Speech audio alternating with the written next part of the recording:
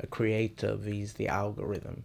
So basically I like to do these little YouTube checkup kind of things, see how the channel is getting on and stuff, and what my plan is for the next 6 months or whatever, because it's like half a year now. Now is as good a time as any to do the update. For me, it's going well so far. I'm up to 95 subscribers now.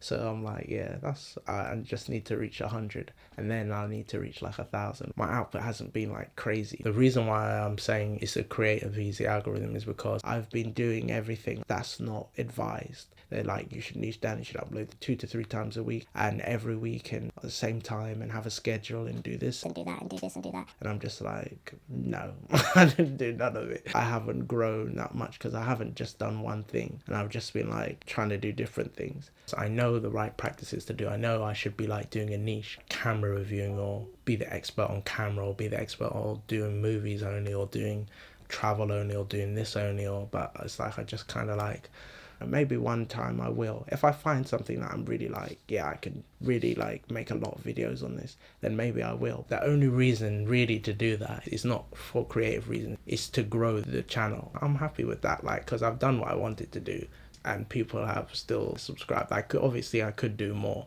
and if I uploaded 3 times a week on the same topic, whatever niche I could think of, like, someone has already cornered that market, I feel, and it's not really what I want to do as well. I'm quite interested in doing a few different things, so I don't want to just like switch it up on people and be like, all right, now I'm doing this and that and that and that. But at least if someone comes to the channel and they say, all right, I see he's done a bit of this, a bit of that, a bit of this, and then they know whether they want to subscribe or not. You could be like, nah, I'm alright. And if they're not up for that, then that's fine. You'll tune into the video that you want to tune in for. So if I'm doing a video on like film industry stuff, you'll tune in for that. Or if I'm doing a video on just something else, then another set of people will tune in for that. I can't really do the whole niche thing. I know it's what you're supposed to do, but it's not what I want to do. It would be nice to get like 1,000 subscribers. I'll just take it as I go. It's just not in me to do that. Like, I'd just be like, ugh. The general thing that I'll always be speaking about is filmmaking, cameras and lighting and movies and stuff. Like, that's what it is going to be on this channel, like, a lot.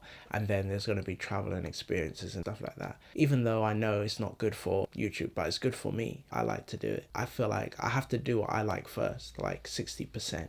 I know people would like me to be giving them tutorials, but I can't give tutorials. If I learn something, I'll do a tutorial on it if I think it's going to be helpful, or if I know something, or if I feel like I can pass on some kind of information, I'll pass it on. There's not like a really niche topic that I can really be like, yeah, let me just do that for all these videos. What else have I learned? No one really cares about you on YouTube. It's just kind of like, yeah, it's just like, if no one cares, then it's just like, I'm going to do what I want to do. It's like, I'm not getting paid for this. And it's like, one day I might get paid for it. One day I might get like a few shillings from it. But it's like, that's not why I do it. The reason why I'm on here is really just to share my videos. And eventually that's what I want to do, is like to show my films and my little projects and things like that, and share like my experiences and all that kind of stuff that I'm passionate about. Because then it becomes a job. If you do the stuff that you hate for the money, then you're like, you never know when a video is going to blow up or not. For example, like the Where Eagles Dare video, I was like,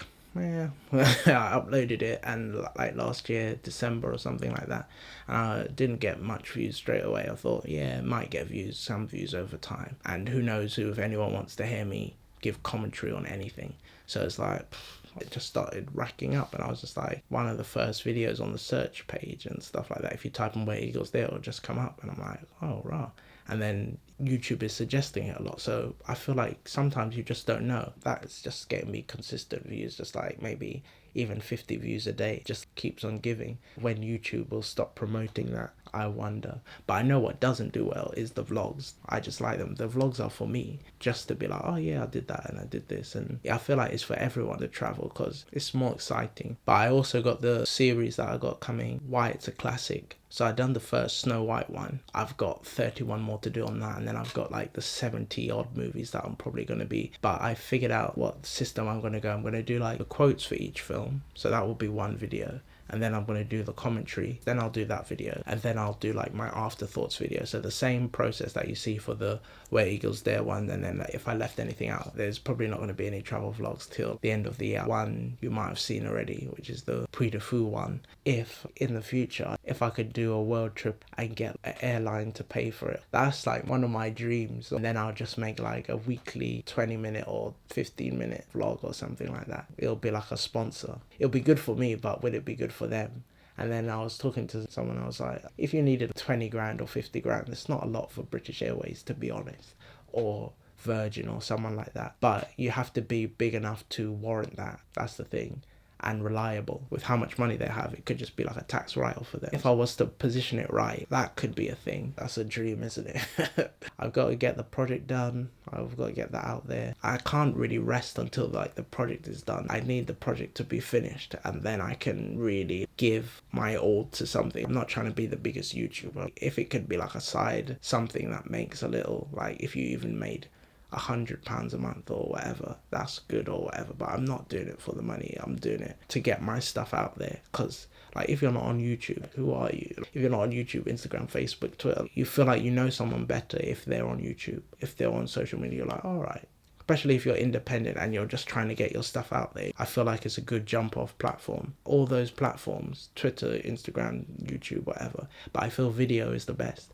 You feel like you know someone then. You feel like, oh yeah, I kind of know you. Like obviously you don't know them, but you know them to a degree. If you see them on video, it's harder to fake who you are consistently. The real you is going to come out eventually. But that's where we're at with the channel. The views are coming in like every day, but that's just the Where Eagles Dare videos. I feel like when I do like the Snow White and the Bambi and the Cinderella, over time it will get a lot more momentum, because I'm not doing it back to back to back. Then it's like, that's where we're at with the channel now. Onwards and upwards. It's doing well, in my opinion. So yeah, cool. Thanks.